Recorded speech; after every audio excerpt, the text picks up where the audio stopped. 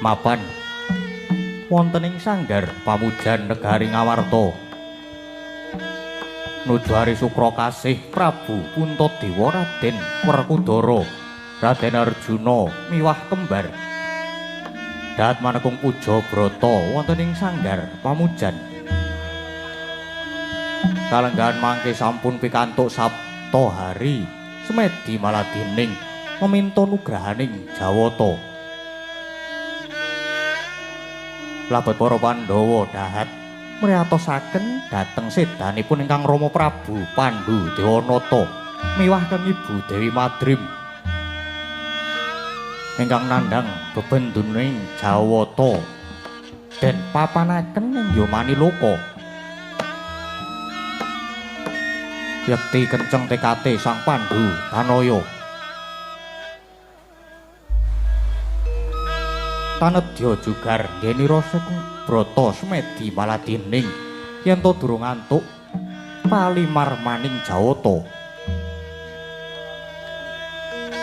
ing jawi pepak andher para garwa para putra miwah para sentana ingkang nderek misungsung tata rakit saji rep tidem permanem tanana ingkang bening walang alisik gegodhongan tanebah ingkang kapiyarsa amung kidung para brahmana Wasupitri Sewa Sugata lan para nimpuna kang samya nyengkuyung subrataning para Pandhawa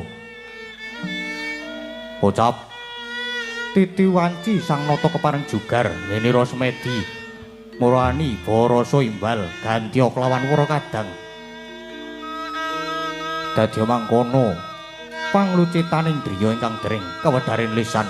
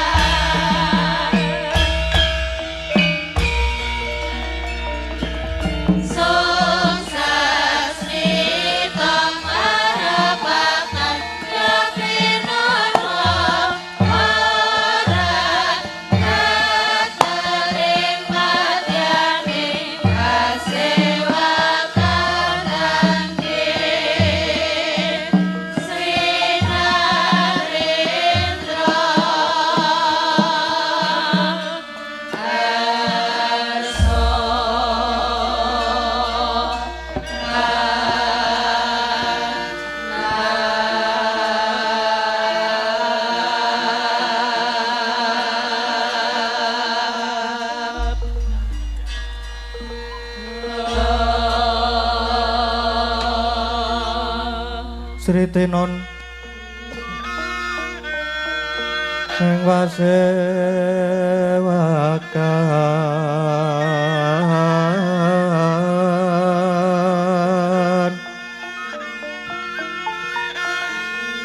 busana maneka warna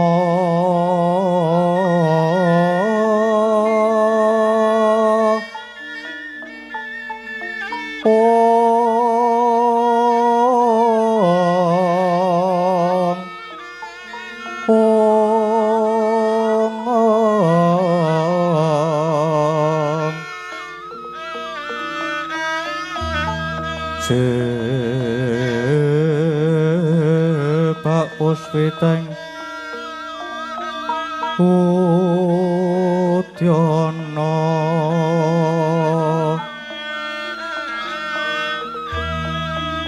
Miang Banjarasara Rukma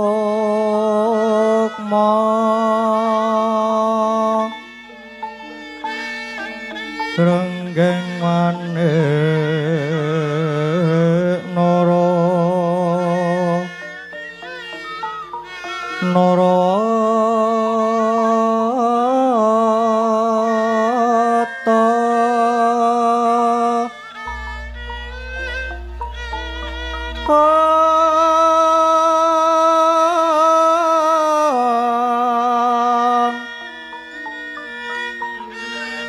Opro Prabanyo sumirat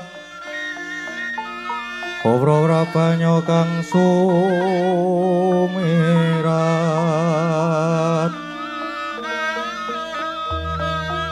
Pengaring teco liwaran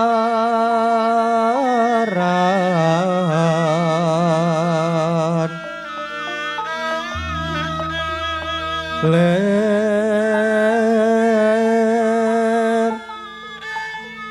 ki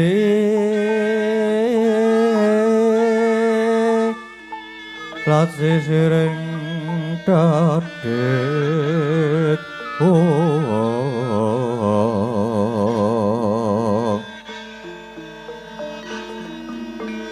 wimbo kekondom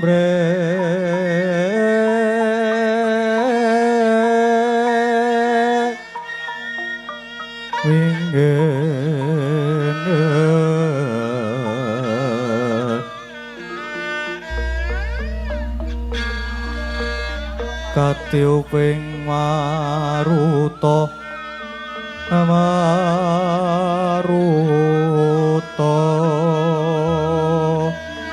Hondo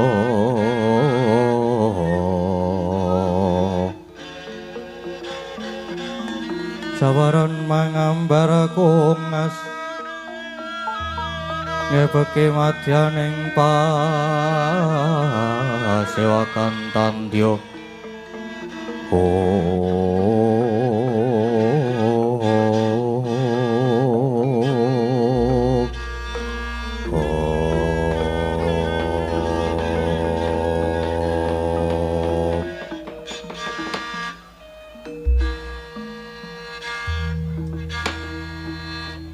Kadangipun Kakang Nyai Werkudara Dimas Harjuna lan Nyai Kembar Yai sakti nirehning wis gumolong cipta rasa lan karsanipun Kakang lan Siadi ora liya muhung angesti kaweningan murih tinampa dening Jawata pun Kakang lan Siadi mbudidaya supaya Kanjeng Rama Prabu Pandhu lan Ibu Madrim tumuli kantasna saka pasiksaning Yamaniloka Yai ora ketang seklimah pun Kakang mundhut panemune Siadi Sena wah Punta aji kakangku gegayuhan luhur sing kaya mengkono mau pantes sineng kuyung dening kabeh para sedulur. Mula dikepiyake wae. Nadyan taunana windanana. Aku sago ora bakal jugar semedi lamun tapa ingkang dadi niat tuluse para Pandhawa mau durung diudaneni dening keparenging para Jawata. Kowe Prabu, nadyan Arjuna ugi mekaten. Menawi perlu kula badhe nderek sumusul wonten kayangan, menawi dewa ngeparengaken kula badhe sumusul dhateng Rama Prabu Pandhu miwah Ibu Madrim. Kowe Prabu. Duh kowe Prabu. Nadyan pun kembar namung tansah nderek menapa keparengipun kowe Prabu. Yai pun kakang nedha nrima ya kaya mengkono iku Yai. Woing gegulang kalantipan lan bebuden ngelingana pun kakang lan si adi iku sinebut Pandhawa tegese Pandhu lan Hawa. Persasat sarirane Kanjeng Rama ingkang jumeneng ana ing Ngamarta iki. Raga lima wujude Puntadewa Rekudara Arjuna lan kembar dadi atmajaning Nalendra ingkang wus kawentar kawicaksanane lan pambegane. Mula Pandhawa kudu bisa tepa palupi. Mula Yai aja lali welingipun Kakang mungguh wong urip ana ing alam padhang iku mung kudu tansah ngegungake marang bebuden. Krana bebuden iku dadi tirta adi ingkang bisa nyirep marang kasangsaraning panguripan. Bebuden iku kaya dene andha kencana ingkang nyantosani mancat. Bebuden iku dadi pawitane titah jumangkah marang jagating kalenggengan lan uga kanthi bebuden iku dadi bebeteng ingkang kukuh pengkuh ingkang tembene bakal mbabar saka tresna marang sak pepadaning urip. Mergaya bebuden iku dadi wit gedhe kang ngrembuyung bakal bisa awuh daya kawibawan. Mula kang suka iku Yai rening si adiwus manteng lan tunggal tekad marang pun Kakang aja nganti kendhat meminta marang panguwasan ingkang akarya jagat. Muga-muga Kanjeng Rama lan Kanjeng Ibu tumuli diapura sakabehing dosa kaluputane lan kapapanake ing swarga langgeng Yai. Sigra-sigra yen pramana kanca sigra ngraketa nawang sesangka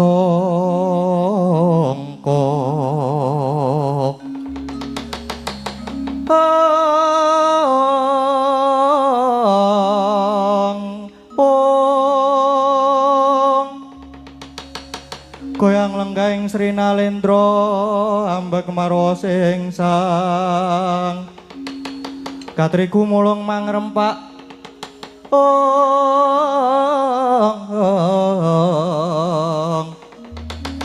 katriku mulung mangrempak ing waja guruda guru reka giri-giri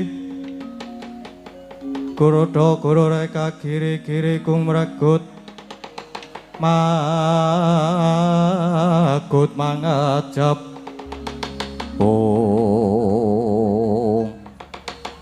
mangkono para Pandhawa wis gumolong ing tekad manunggaling sedya denira badhe nyuwargaken ingkang Rama Prabu Pandhu Dewanata miwah ingkang Ibu Madrim pramila arsa nglajengaken mengsah semedi nanging carita bebasan anglenggahi kanyut pinangka wardu kanyut wong angganten pinangka wardu wong akecoh nyenang durung abangi dodoring mancing ing pertala dadak sakala praptaning Jawata ing suduk paudal-udal nenggih Sang Hyang Bathara Narada humyang marcapada mrepeki ungganing para Pandhawa ndadosaken kagiyating kalih para Pandhawa.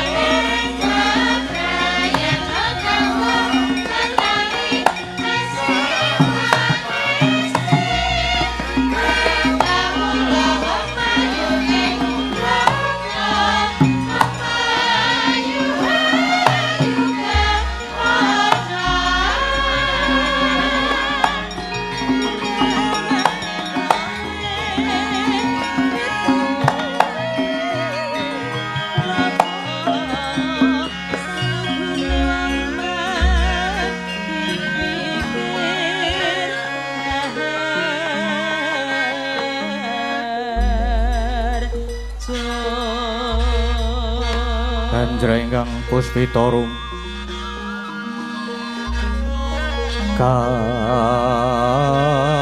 kasiliring samirana amrik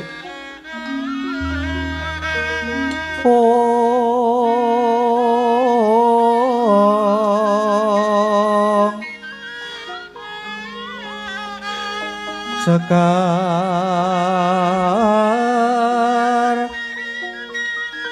kadung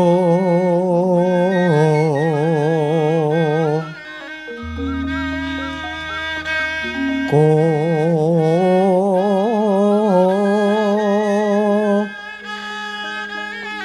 ngas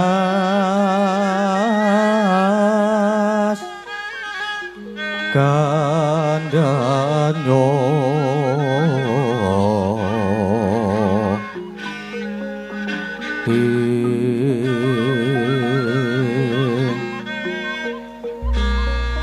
mawe raras ratnaning driya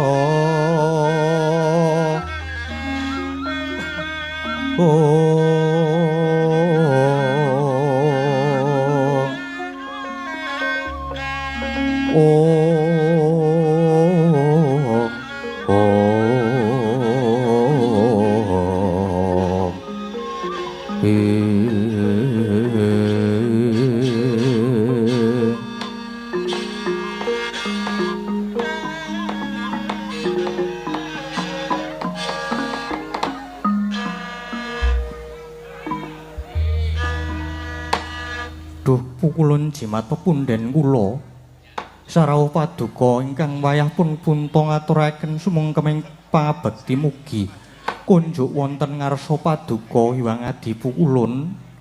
Wah, brekencang Maruda yang apa-apa. Kali codhe sapa sing gawe? Kali praga sapa sing yasa? Putu Prabu ya. Janeng kita aturake pangabekti wis ulun tampa karya bombong penggale ulun. Pangestune ulun wae tampanana. Putu Prabu, kula nuwun inggih.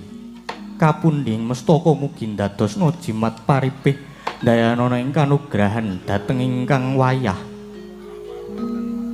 Wah. Rada kakekku. Sarawuhmu kepareng aku ngaturke bekti kulan basaku katur. Ya, Werkudara. Wis ulun tampa ndadekke bombong ing tias ulun. Pengestu ulun wae tumandha marang jeneng kita Werkudara. Yo. Tak pundi dadi jimat. Pukulun Bathara Narada. Ingkang wayah Arjuna ngaturaken sembah pangabekti. Ingkang wayah pun kembar ugi ngaturaken pangabekti pukulun. Janaka lan kembar wis sak tampa karya gumbiraning manah ulun. Duh pukulun kepareng lajeng cumadung dawuh wonten wigatos ing karsa ingkang kados pundi menawi tetela badhe paring pidana agengipun badhe mbanjut dhateng ingkang wayah pun punta kula mboten badhe suwaling pukulun. Kita aja kado ati kejeron manampa. Kula nuwun menyang Marcapada lan junjuk ana sanggar pamujan negara Ngamarta iki. Mboya nedya paring pidana nanging persajan wae. Kula niki mundi dawuh Adi Pramesti Bathara Guru dene sing surasane kuwi ulun supaya nimbali marang jeneng kita Kaki Puntadewa supaya munggah ing kayangan Jonggreng Saloka bareng marang laku ulun ing dina iki uga. Inggih. Menawi kepareng paduka pukulun mekaten wontenipun kula namung sendika nderek pukulun. Wah, mengko dhisik. Rada kakekku. Janur Gunung Kadingaren guru kakekku kok nimbali mbak arep kakangku supaya munggah ing kayangan. Ana wigati apa? Wah, ulun ora ngerti. Ulun boya ngerti. Waton mangkat.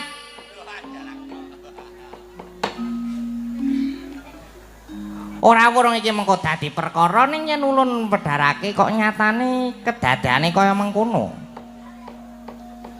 Jare ora ngerti. Ya jane iki ngerti gimik. Werkudara, ulun iki ya mung didhawuhi supaya nimbali Kakangmu Puntadewa. Rasah dadak jiku perkewuh mara Gage Wedarna yen Punta Aji kakangku arep ditimbali ning kayangan umpamane arep diparingi bebungah banjur lelabuhane apa ingkang nate ditindakake dening Punta Aji kakangku. Wah, Gage Wedarna. Werkudara. Ngene ya, Ker. Sejatine ulun iki ora sumurup ingkang sanyatane, munggo apa wigatine dening Kaki Prabu Puntadewa ditimbali ning kayangan. Merga ulun iki mau ya mung sadema nampa dawuh. Wah, dewa dikongkon nimbali titah kok ora genah perkarane. Ora ngerti wigatine, monggo kowe mau kandha nek diwedharake bakal dadi perkara ning nek mbok wedharake kowe yo ewuh perkewuh. Saiki rasah dadak nganggo perkewuh Gage Wedarna, apa sing dadi karepe guru kakekku? Wis, ulun ngandhake ngarep yen ulun saderma mundi dawuh supaya nimbali tok. Lan ulun nadyan dewa nanging ibarat mung balang watu dipesawatke ngalor ya ngalor, kon ngidul ya ngidul. Yen ngono ora ana bedane dewa karo watu. Hus. Kowe dikokon karo guru kakekku kon nimbali mbarep Punta Aji kakangku ning gek nganti ora cetha perkarane. Wah, aja takon dosa. Ah, urung-urung iki. Urung-urung kok kekerasan. Malah ngancam karo dewa kowe ya Werkudara. Ya, ngene ya Sena, satemene ulun ngerti marang kersane Adi Guru nanging ulun mboya kena mblakakake marang jeneng kita. Monggo perkarane lan wigatine mboya kena diwedharke ana kene. Merga mengko Adi Guru dhewe ingkang bakal medharake. Wedarna ning kene. Perlune kabeh ben ngerti. Wah, lah ta kencang iki bocah apa ya iki ya? Rambukan kok ya nguyak wae. Ya wis ngene, persajan wae Kaki Puntadewa ditimbali ya merga saka dosa kaluputane ingkang sinandang. Dosa lupute apa? Gage omongo. Apa dosane? Dosa lupute. Ora liya sepisan gone Tarak Brata amati raga kena denarani manunggal cipta. Nganti lirwa marang kaprabone temah gawe daya geter ana ing kayangan nganti gawe menceng pot ugal-ugal.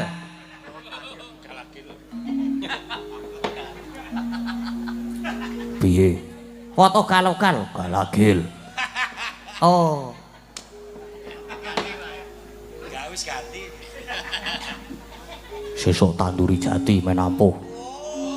aja wingi jatine pengen ngembruki omahku kowe.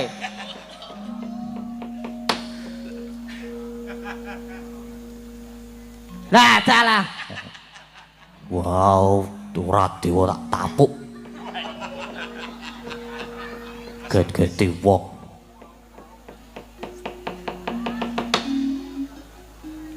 Kacau pokoknya iki. Kayangan kacau merga le Tarak Brata iki. Kacau kepiye? Siapa sodo ya? Wah, perkencang Warudaya. Ngel tenan iki karo Werkudara angel. Ngel rasah garap.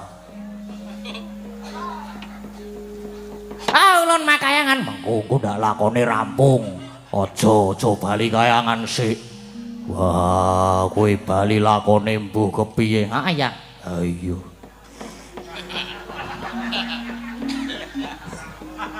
Kaping pindho. Dang Surapatrape si Puntadewa merga wani mapaki derajate tataraning para dewa. Kuwi Werkudara, Buktine kon ngendi? Buktine apa? madeg jumeneng Nalendra nanging mboya nganggo makutha, malah nganggo gegelung keling. Mongko ingkang menang nganggo gelung keling iku mung Bathara Darma lan para wasupitri ingkang wis katarima subratane. Tur jiwane ya brahmana setengah dewa. Mongko Puntadewa iku jiwane Nalendra ingkang asipat satriya.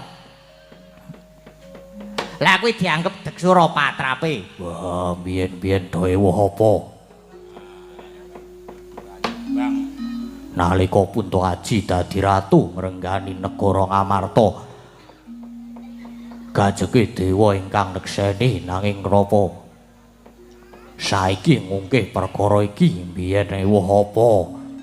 Wah, kok saiki lagi diundha mono? Kang mengkene ketok nek nerada kakekku mung golek-golek perkara, kowe mung golek-golek salahe kakangku. Wah, yu bloko wae jane wiwit nerada kakekku mau rawuh. Aku wis cubriya, Puntahaji ditimbali ning kayangan merga dianggep luput, ning lupute apa ya ora cetha. Nek lupute cetha sak karepmu arep dipidana. Nanging yen mung arep digolek-golekke lupute, wah aku sing ora trima. Lan aku tak takon, umpama Puntahaji kakangku arep dipidana, banjur apa pidanane? Marga saka gedhening kalumputan Puntadewa, saka kepareng Adi Guru bakal dipidana lan tanpa beda. Kaya Sudarmamu bakal dicemplunge Yomani Loka. Jaja muntaplir kinetap netra kocang ondarandir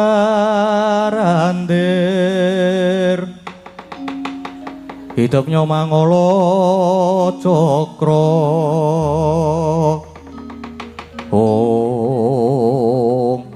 wah rada kakekku kudu ngerti Pandhawa kuwi raga 5 nanging jiwane siji.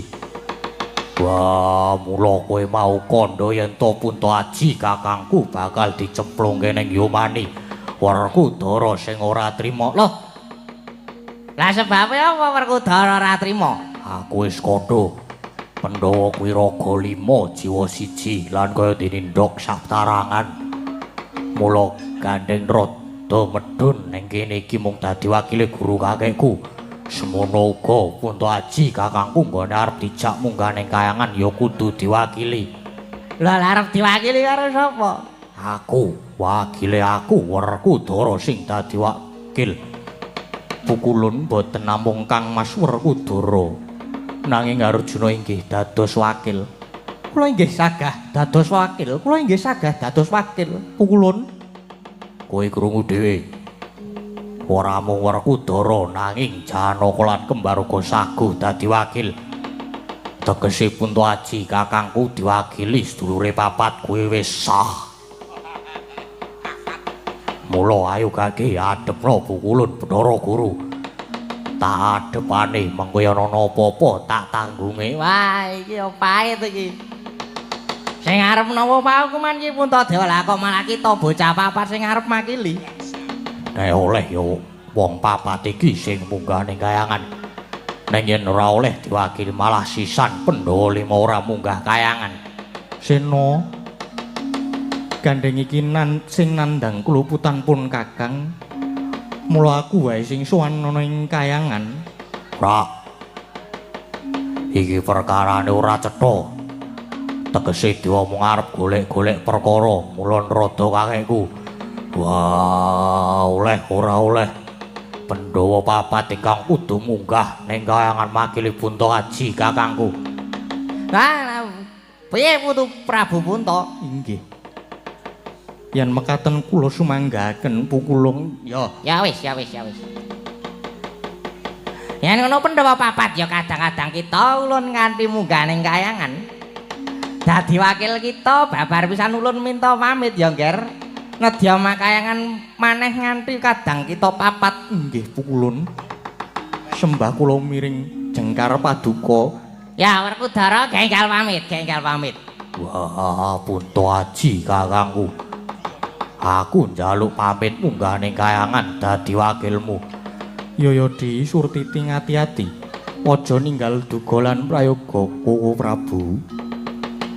Kula nyuwun pamit. Kula inggih nyuwun pamit Koko Prabu. Kula inggih nyuwun pamit Koko Prabu. Adiku di sing padha praitna ngati-ati ya adiku kabeh wae.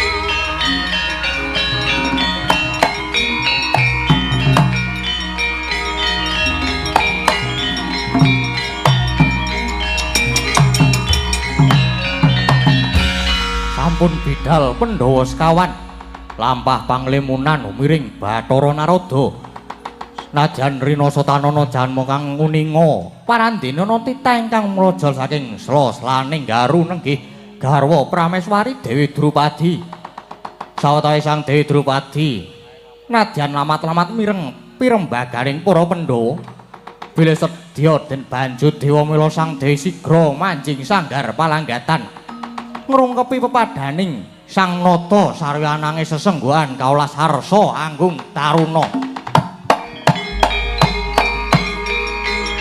Koko Prabu.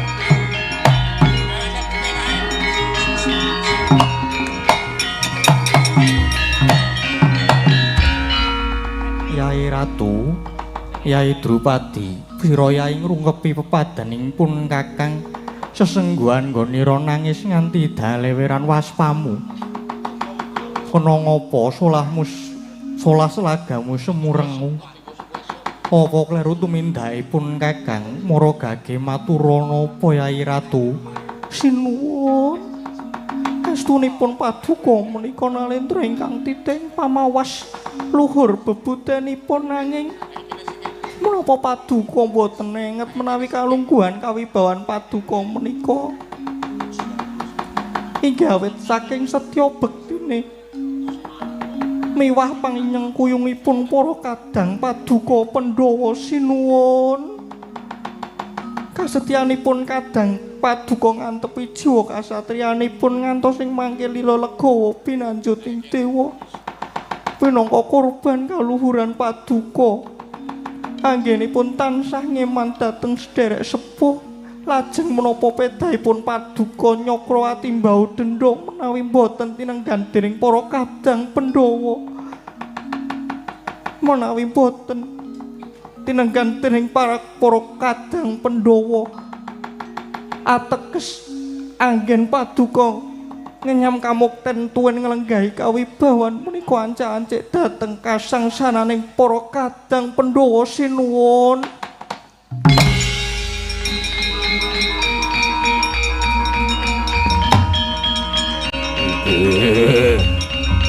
Ah! Wah.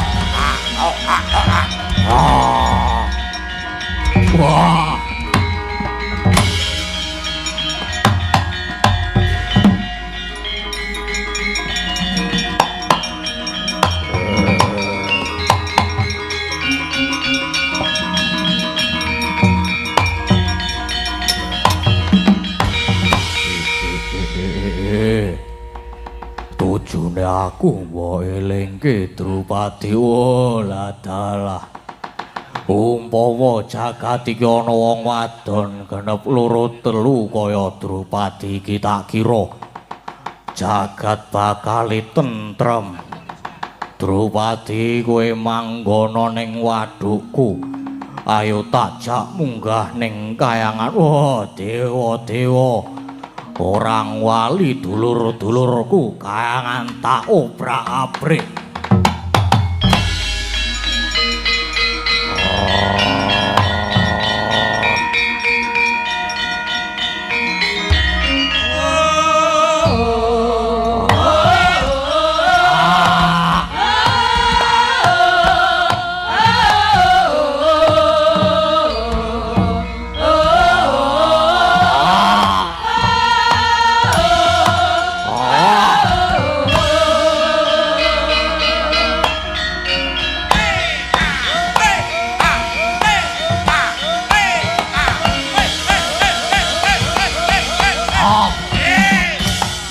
Waduh.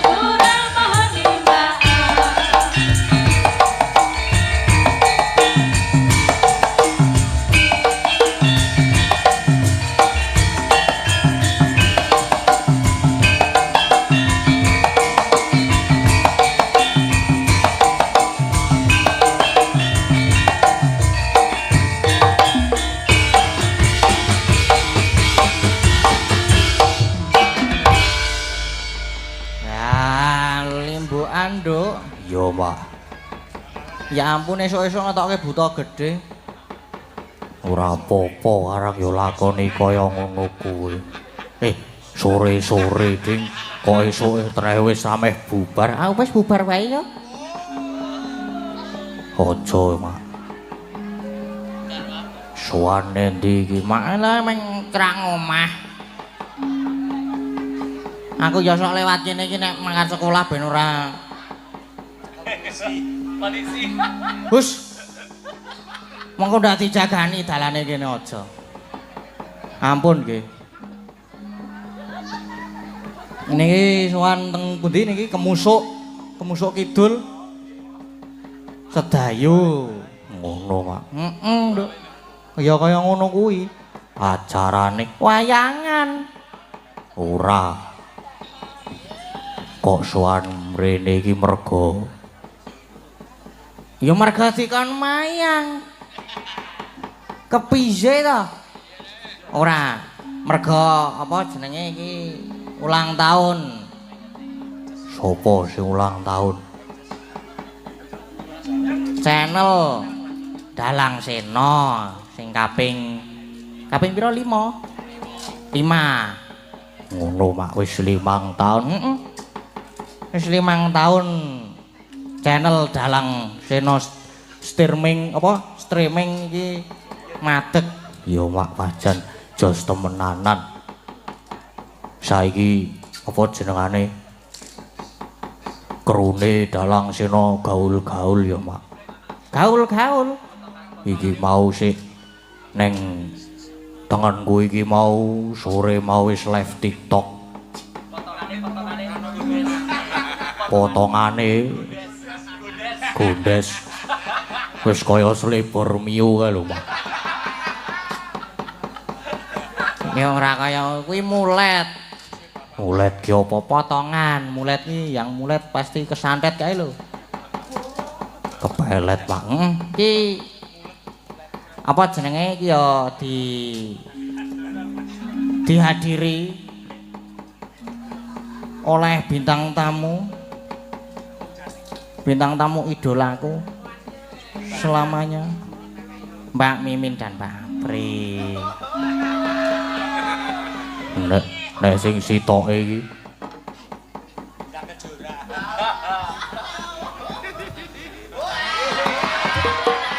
anu iki sing sitoke iki Mbak Lintang Kairo.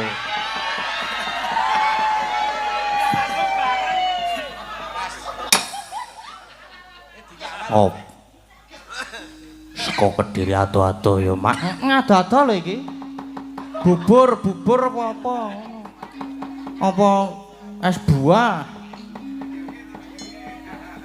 Saking Kediri, tepi-tepi Jatim mriko Jawa Timur. Wah, mau tekan ngomah jam 1:30 apa ya mau? Jelas.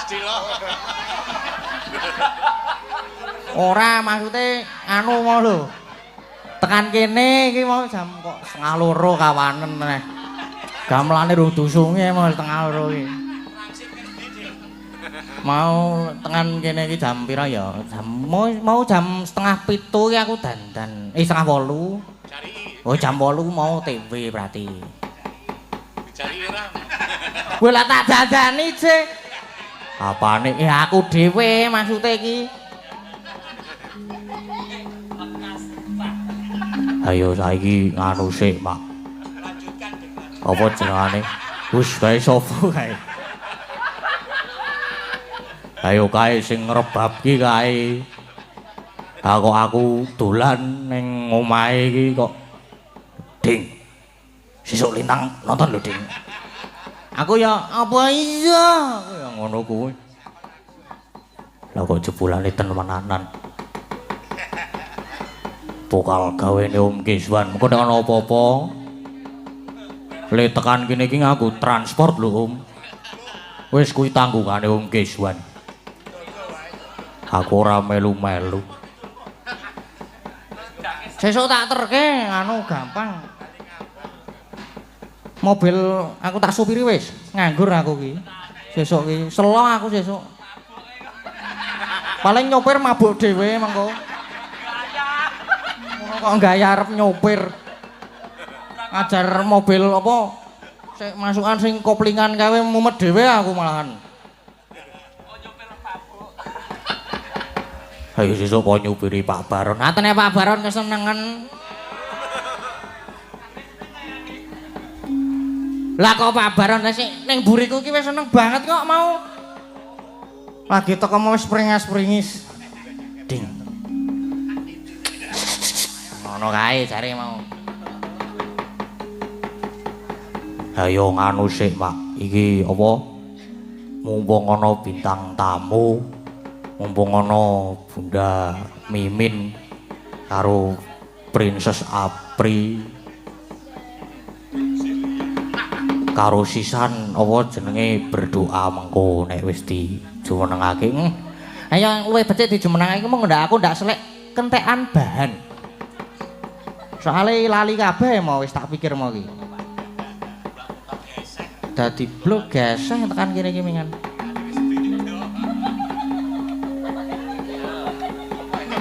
Pun monggo Bunda Mimin Princess Apli kula aturi jumeneng kanca-kanca nyuwun spotipun nderek spote ajeng napa. Monggo.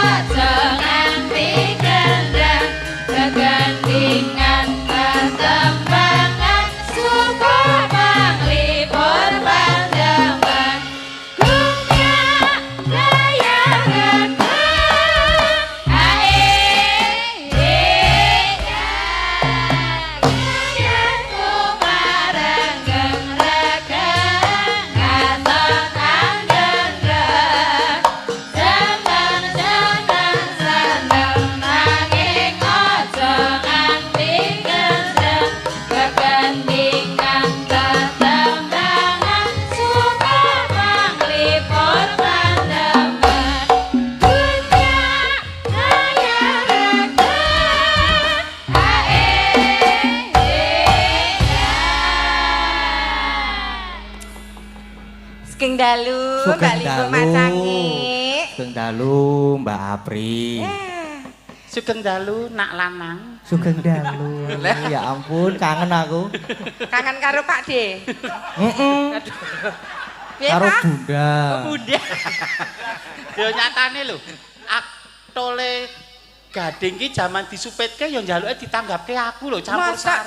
Satu kayangan Pak Mantep kan yo aku ditanggapke Mamah Mimin ngono. Oh iya. Dadi pas Dek Gading tetakan, pengen ditanggapke sing padha-padha ditetakke ngono lho. Kan pendhisik tetakan ya. Nyatane yo terus bocah yo dadi saiki kersa ndalang. Wis mergo ndelok le campur sari ning joget-joget dijotosi wong kuwi lho. Kan joget kok dijotosi wong iki kepik. Lah do kaget kok. Loh, iki kan nggih dalam rangkaian ulang tahun kelima Dalang Seno Channel. Kelingan 5 tahun kepungkur sing ulang tahun pertama ning nek kleru ning anu nggone mburine Mas ning Brintik nggih. Iya, adewe dandan lanang. Oh, dandan lanang. Kaki akon teko to, Mbak, nek dahar niki lanang kok, Mbak. Kan ya Mas. Ya apa niki iwak babi ngono iki. Niki iwak babi, mboten Mas. Niki iwak sapi, kula mboten kolesterol niki iwak pitik ngono. Mboten lah kulinane mangan apa? Mangan bojone kancane. Terus bar aku ngomong kan karepku jenenge aku dagelan kan ya guyon to. Jenenge aku dagelan guyon to. Lah kok ditanduki kanca-kanca warga larasi tenanan. Bar ku langsung do DM aku WA aku langsung ngono kuwi. Mesti dhisik dhewe sing ngrebab. Lah nggih, Sapa? Mas Keswan iki. Nah, dhisik dhewe nek kuwi. Kula nyate niat kula kan jenenge dagelan kan guyon. Kok kanca-kanca nanggepine serius. Gek kabeh dodekan gek piye kon aku nyanyi Pak Geter engko sijine Pak Tusio lara ati aku lah. Wah yen pambudi to mung agek awal-awal nderek Dalang Seno kok arep ndadekke Dardah aja nganti piye carane men yo rukun kula ngono. Bangsa kowe iki kok kaya enak-enak ngono kok. Bar ki mula kanca-kanca Dalang Seno ki kanca-kanca warga lar ki nomere kanca Wiyaga ora ono sing tak simpen. Pomone sing tak simpen ki mergo pekewuh karo bojone pomone kaya Mas Keswan tak simpen mergo pekewuh karo Mbak Ayu. Simpenen Mbak nek hubungi aku ra iso engko ngebel pakne. Ning nek liyane ora tak simpen aku njogo. Iman banget awakku. Karirku sudah menanjak. Heeh to. Hancur mun mergo kaya ngono antar pertemanan. Alah, telek. Soale yen sawung nyanyi pirsa piyambak. Nggih. Sing jenenge Mimin Pak Seno. Syukur. Cek. Ora wis muni. Guyonan kula meteng Sukino niku ikonik sekali toh itu. Nggih. Sampai saat ini Mbak Mimin Sukino udah umur berapa? Sukino udah umur berapa? Oh. Ngatene sing ngilimi cawet bayi, nek sing ngoten niku lho. Aku tak nggo dhewe kok ira muat aku ya. Sukino ora lahir-lahir mah gur nemplek ae. Lah niki lho Sukino pun lahir. Wah. Ikonik sekali dados Iya. memang ngono ki kadang kala spontanitas yang luar biasa sing iso ditampa halayak. Lah menika isoe dengan berjalannya waktu. Arpa kadang kala dirangke-rangke kaya ngapa sedewean rupa mesti dadi ning kadang kala spontanitas menika justru maca iso ketampa lah. Kuwi sing kudu diudi panjenengan sebagai dalang muda iso ngulir budi kabisane dhewe tetep jangan berpuas diri tetep iso dadi dalang sing keterima dalang sing diterima masyarakat sukses panjenengan sehat kalian gelang sina ugi welinge bunda ya ngono bunda kan rasa nunggu terus kan melalang buana terus Nggih bunda nggih. Jawa Timur tak jajah mula lintang Kairo rene iki mergo kono tak jajah Lintang kira ya calon mantumu.